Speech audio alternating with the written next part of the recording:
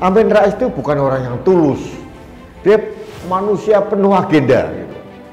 Sama juga dengan Rizik Syihab yang mempunyai kepentingan-kepentingan tertentu di balik narasi yang dibangun.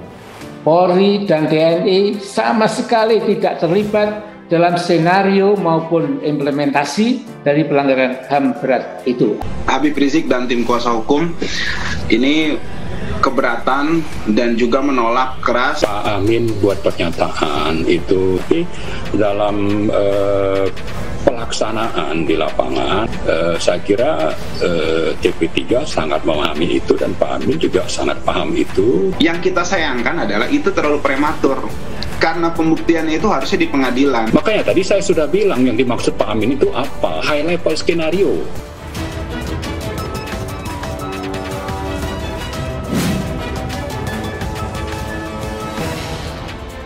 Rizik Syihab sama Amin Rais berantem, pendukung-pendukungnya ribut. Nah, kita jadi penonton yang baik, ya.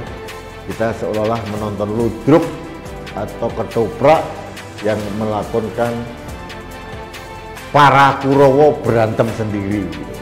Tuhan tidak tidur, mereka yang zolim tapi teriak dizolimi kini satu persatu dihabisi. Seperti kata pepatah, cara menangkap ular yaitu dengan lumpuhkan kepalanya. Mungkin itu tepat jika diibaratkan dengan tertangkapnya dedengkot FPI, menyusul dengan antek-anteknya satu persatu masuk bui. Pusing, mungkin itulah yang dihadapi mereka hingga menyebabkan perseteruan hebat antara kadrun ini. Geli aja ini, orang tua-tua berantem. Polri dan TNI sama sekali tidak terlibat dalam skenario maupun implementasi dari pelanggaran HAM berat itu. Kami dari tim kuasa hukum bahwa pernyataan Pak Amin Rais ini terlalu prematur ya. Kemudian yang kedua, bahwa pernyataan Pak Amin Rais dalam hal ini sangat blunder. Kadrun versus kadrun. Sudah capekkah mereka membela sang imam besar yang dulu dipuja-puja? Kita nggak usah ikut campur, biarlah dua kadal ini saling berantem, kita lihat saja siapa yang menang. Diketahui seusai Big Imam masuk bui, satu persatu nama di belakangnya mulai meninggalkannya sendirian. Karena dianggap sudah tidak berguna, beberapa orang besar itu pergi tanpa pamit meninggalkan Big Imam berjuang sendiri dalam meja persidangan. Teranyar giliran Amin Rais yang kini dimusuhi oleh orang-orang Big Imam ini. Konflik ini muncul setelah Amin Rais CS meluncurkan buku putih. Iya, peluncuran buku yang diwarnai dengan video XXX ini menjadi viral hingga berujung pertikaian antara kubu Amin Rais versus kubu Big Imam. Kemudian juga ini disiarkan di YouTube, di kanal YouTube Bunda Deno Warisman, di Bang Edi Channel, dan di Taufik TV, kemudian juga ada di FNN Network ya, FNN Network. Hubungan Ketua Majelis Syura Partai Umat Amin Rais dan kubu Big Imam meruncing. Pangkal permasalahannya adalah pernyataan Amin Rais soal kasus kilometer 50 yang dianggap blunder dan menguntungkan pihak lawan. Jejak hubungan Amin Rais dengan kelompok Habib Rizik sebenarnya terbilang mesra. Amin Rais kerap menghadiri demo berjilid-jilid yang digelar oleh kubu Big Imam. Selain itu, Amin Rais dan kubu Big Imam berada di lingkaran yang sama saat mendukung Prabowo Subianto dan Sandiaga Uno pada Pilpres 2019.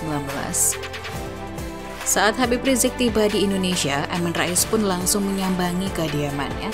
Namun hubungan hangat Amin Rais dan kelompok Big Imam itu seolah memudar belakangan ini. Tim pengacara Big Imam menyampaikan ketidaksetujuannya atas pernyataan Amin Rais yang dinilai terlalu prematur. Big Imam menyebut pernyataan Amin Rais soal TNI Polri tidak terlibat kasus penembakan 6 laskar FPI di tol Jakarta Cikampek kilometer 50 blunder dan prematur. Dan kami dari tim kuasa hukum bahwa pernyataan Pak Amin Rais ini terlalu prematur ya. Karena kalau urusan pembuktian, kalau urusan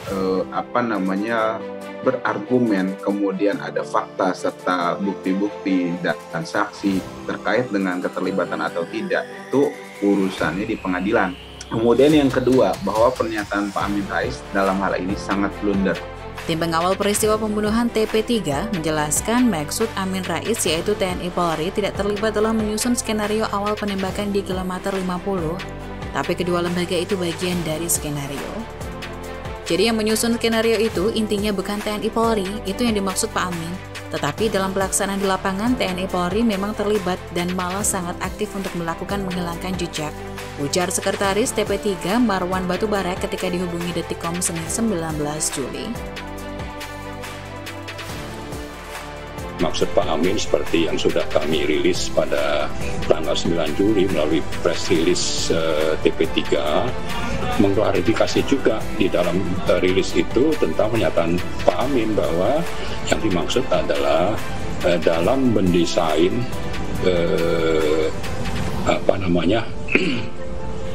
program ataupun langkah-langkah yang dilakukan oleh aparat negara yang berperan itu bukan TNI dan Polri, terutama dalam desain secara high level dan terkait juga dengan masalah pembuatan skenario, itu yang dimaksud. Tapi dalam pelaksanaan di lapangan tanggal 7 Desember yang tampil itu adalah Kapolda Metro Jaya dan Pangdam Jaya. Jadi bagaimana dikatakan tidak terlibat?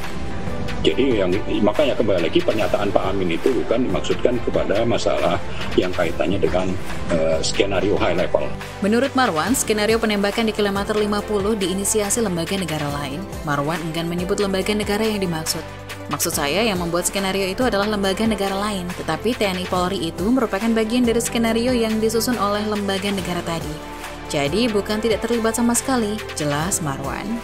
Sebagai bentuk keterlibatan, kata Marwan, Kapolda Metro Jaya Irjen Fadil Imron dan Pangdam Jaya Jayakarta kala itu, Majen TNI Dudung Abdurrahman hadir dalam jumpa pers soal penembakan 6 laskar FPI di Polda Metro Jaya pada 7 Desember. Marwan menepis kesimpulan Komnas HAM bahwa kasus penembakan 6 laskar FPI di kilometer 50 adalah pelanggaran HAM biasa. Ia menegaskan hal tersebut merupakan pelanggaran HAM berat. Saya kira kita tetap konsisten bahwa ini pelanggaran HAM berat dan itu sistemik, melibatkan sejumlah lembaga negara tetapi yang menjadi pemegang skenarionya adalah lembaga lain. Jelas Marwan. Semua orang tahu kalau Komnas HAM tidak berani memanggil lembaga ini, ucap Marwan. Marwan menyebut Komnas HAM tidak melakukan penyelidikan, melainkan hanya pemantauan sehingga hal tersebut tidak bisa dijadikan dasar penuntasan kasus kilometer 50. Pernyataan Amin Rais. Sebelumnya diberitakan, TP3 meluncurkan buku putih yang berisi fakta-fakta peristiwa penembakan 6 anggota Laskar Pengawal Habib Rizik versi penelusuran TP3. Amin Rais mengatakan TNI dan Polri tidak terlibat dalam kasus tersebut. Setelah membaca dengan baik buku putih ini, secara kelembagaan ini penting. Polri dan TNI sama sekali tidak terlibat dalam skenario maupun implementasi dari pelanggaran HAM berat itu. Alhamdulillah kita bersyukur ya, kata Amin Rais. Jadi teman-teman TNI dari 3 angkatan dan teman-teman Polri, Anda memang tidak terlibat, baik skenario apalagi pelaksanaan. Jadi kita bangga alhamdulillah tulang punggung keamanan bangsa namanya Polri dan tulang punggung pertahanan namanya TNI itu tidak terlibat sama sekali. Sambungnya. Habib Rizik melalui kuasa hukumnya Aziz Yanuar menolak keras pernyataan Amin Rais. Rizik menilai pernyataan Amin Rais sangat blunder dan dapat merugikan korban dan keluarga 6 anggota Laskar FPI yang tewas dalam kasus kilometer 50. Bahwa pernyataan Amin Rais terlalu prematur, karena itu urusan nanti saat pembuktian di pengadilan HAM, kata Aziz dalam maklumat tim advokasi Big Imam yang diunggahnya melalui WhatsApp Story Senin 19 Juli. Direktur Lembaga Kajian Anak Bangsa atau LKAB, Rudi S. Kamri, menyoroti manuver politik dari Ketua Majelis Syuro Partai Umat, Amin Rais. Menurut dia, perselisihan pandangan antara Amin Rais dan ex-petualang FPI Habib Rizik Syihab menjadi sinyal utama. Rudi menjelaskan Amin Rais mencoba realistis terhadap kekuatan HRS yang melemah. Dia ini mempunyai kepentingan di balik narasi yang dibangun. Ketika mengetahui nasib HRS, dia langsung berubah mendukung pemerintah. Ucap Rudi kepada Genpi.co Selasa 20 Juli. Saya tidak tahu agenda apa yang disembunyikan oleh Amin Rais di balik narasi yang tanda kutip mendukung pemerintah dan mendukung akal sehat ini. Rudi mengingat kembali awal mula adanya pengawal peristiwa pembunuhan atau TP3, ex anak Laskar FPI, ialah inisiasi dari Amin Rais. Namun Amin Rais mengakui TNI dan Polri tidak terlibat dalam pelanggaran HAM berat kasus KM50, penembakan ex Laskar FPI. Ya, mungkin dia tahu kalau HRS ini sudah tidak ada kekuatan politiknya lagi. FPI sudah ditenggelamkan negara, jadi saya rasa Amin Rais mencoba untuk realistis. Jelasnya. Gimana menurut Anda? Tuliskan komentar Anda. Jangan lupa klik tombol like, share video ini ke komunitas Anda, dan subscribe.